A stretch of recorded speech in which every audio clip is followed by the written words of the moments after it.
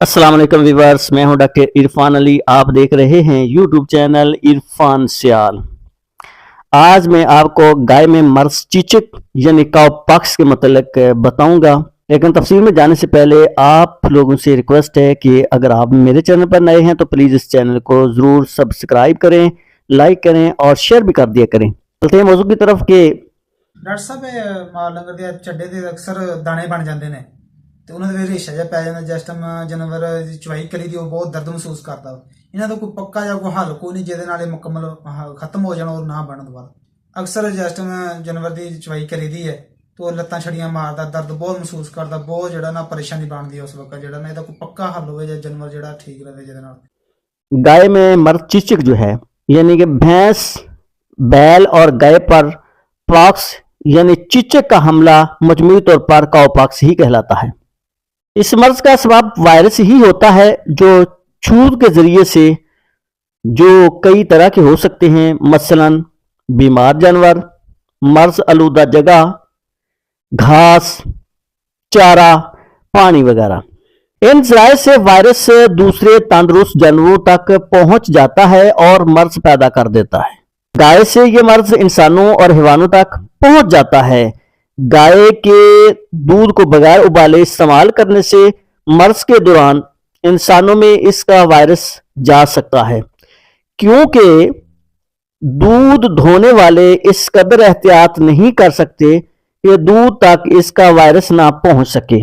जिस जगह पर मुतासरा दूध देने वाले जानवर होते हैं वहां का सारा माहौल जरासीम आलूदा होता है, जिसके बायस दूध भी बगैर उबाल कर इस्तेमाल में लाने से इंसानों में इस मर्ज को पैदा कर सकता है।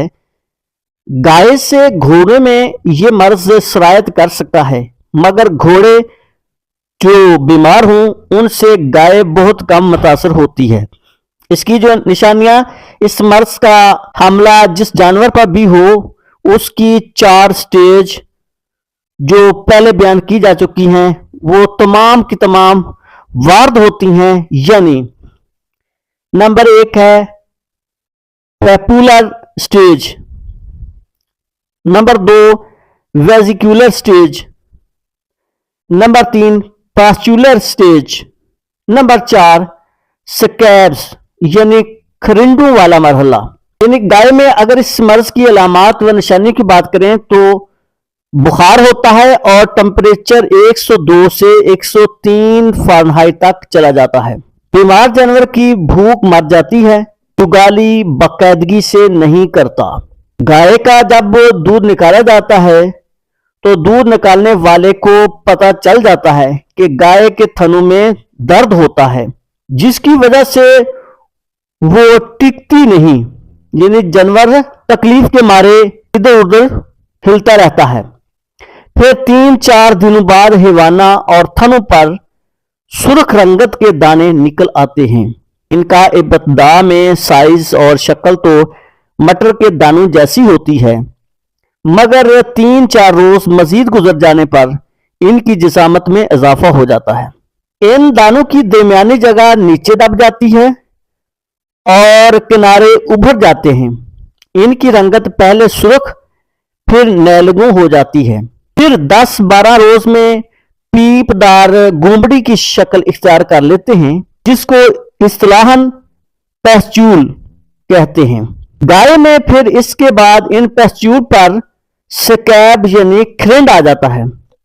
2 से 3 हफ्तों की मुद्दत के दौरान इन खरिंडों को खुद ब खुद आराम आ जाता है और ये झड़ने लगते हैं।